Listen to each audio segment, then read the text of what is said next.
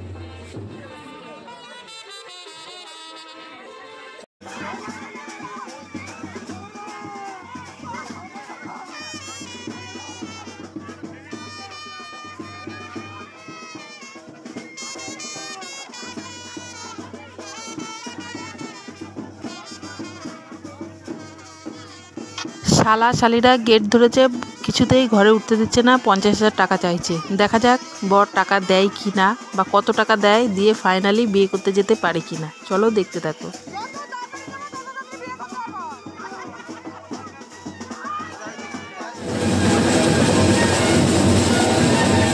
বিয়ের মণ্ডপ, এখানেই বিয়ে পড়ানো হবে।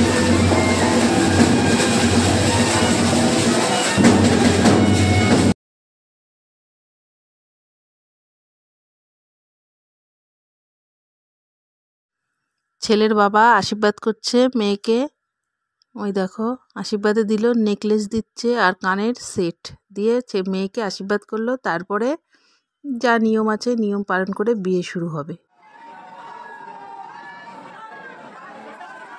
এই যে মেয়েকে এবার নিয়ে যাওয়া হচ্ছে, এখন শুভ দৃষ্টি হবে, মালা বদল হবে, তারপরে বিয়ে করা হবে। তাহলে চলো দেখতে থাকো। ভালো লাগলে লাইক কমেন্ট আর শেয়ার কিন্তু অবশ্যই।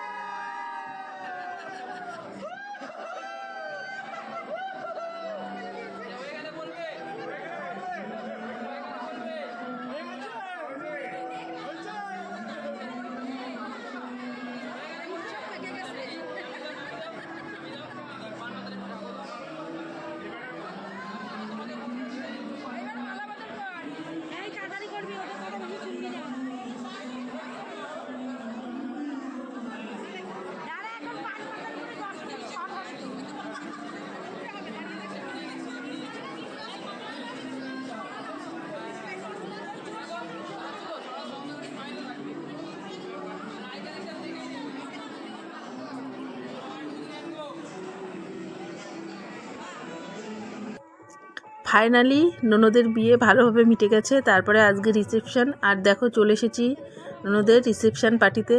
এই যে এখন ঢুকছি, এখন বাজে রাত 8টা। আমাদের আস্তে আস্তে অনেকটাই দেরি হয়ে গেছে। চলো দেখি কতটা কি দেখাতে পারি জানি না। চলো তোমাদেরকে দেখাচ্ছি সব কিছু ঘুরিয়ে ঘুরিয়ে। অবশ্যই কিন্তু লাইক কমেন্ট আর শেয়ার। আর বরের বাড়ি লাইটিং প্যান্ডেল কেমন হয়েছে অবশ্যই বলো।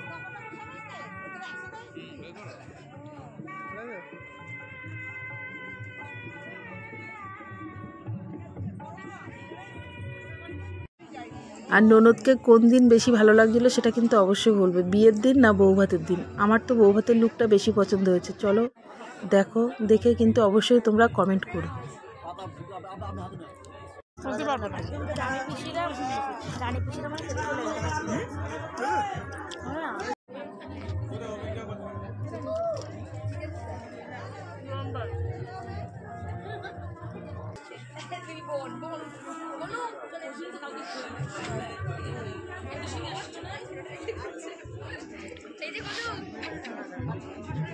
এই যে আমরা ননদের বেডরুমটা একটু দেখতে আসলাম, কেমন সাজানো হয়েছে কেমন কি, সেটাই একটুখানি ঘুরে ঘুরে দেখছিলাম। ননদ দোতলায় থাকবে, সেই জন্য সোজা দোতলায় উঠে আমরা চলে আসলাম। তাহলে এইটুকুই দেখাতে পারলাম। তোমাদের কেমন লাগলো অবশ্যই কিন্তু তোমরা বলবে। আর এই যে আমাদের বাড়ি থেকে যে তত্ত্ব এসেছিলো সেই তত্ত্ব ওরা কিচেন রুমে সাজিয়ে রেখেছে। তাহলে চলো টাটা, গুড নাইট।